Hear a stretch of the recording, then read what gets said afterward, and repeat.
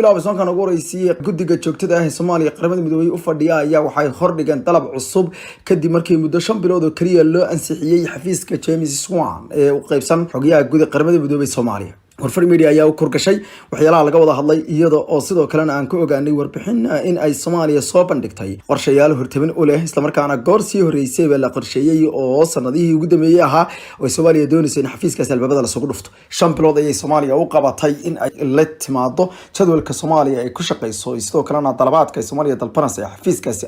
inay ku shaqeyso xafiiskaas ayaa waxa uu barihii ugu dambeeyay oo dhan u dhaqmayay si ka duwan sidii hore kadib markii ay dawladda Soomaaliya sanada ka hor ay burisay wakiilkii hore qaramada midoobay Mr. Hansom kaasoo ay ku eedeysay inuu faragelin ku hayo arrimaha gudaha Soomaaliya inta badan wadamada Baabay iyo kuwa burburay ayaa waxaa loo diray wakiil ka socda xogayaha gudaha qaramada midoobay kaasoo lugta dhinaciisa kaga walaaqa dalkaasi hase yeeshee dawladda Soomaaliya oo kabasho xoogan samaysay ayaa markii ugu horeysay noqotay dalkii ugu horeeyay qaaradda Afrika ay ku dhiiraday inuu iska cayriyo sarkaalka ugu sareeya xafiiska qaramada midoobay siyaasadda u qaabilsan xogayaha gudaha qaramada midoobay haatan shirki ka dhacay maalinnimadii shalay ahayd ee golaha ammaanka qaramada midoobay ayay Soomaaliya kusoo bandhigtay qorshaha halbeeg loo yaqaano kaasoo xafiiska United Nations Mission in Somalia UNSOM in ay sida ugu dhaqsaha badan muddo 5 bilood ay kusoo diyaariyaan qorshaha ay ku shaqeynayaan oo ah kan Soomaaliya iyo inay qaataan qorshe goorsi horeysay Soomaaliya diyaarisay halkan ayaa u muuqda mid ay Soomaaliya mar kale ku sameeyaan arrintaasi si kastaba ha noqotee waxay arrintan ay imaanaysaa iyadoo qodobada halkaas uu ka jeediyay Abuukar Daahir Cismaan Abuukar Paalle xogayaha joogtada ah ee gudoomiyaha waa safiirka Soomaaliya oo fadhiya golaha guud ee qaramada midoobay iyo golaha ammaanka ama dabcan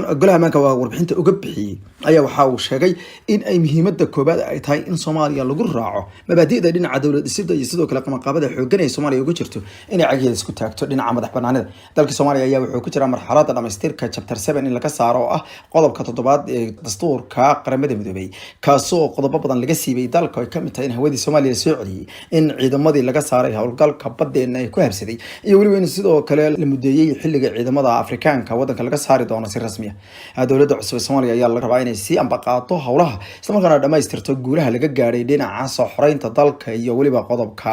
7 in laga saaro ee dalkeena hooyo oo harakeeyay dhibaatada xooggan warbixin uu diyaariyay wargeyska The Foreign Policy ayaa isaguna waxa uu sheegay in Soomaaliya u muuqato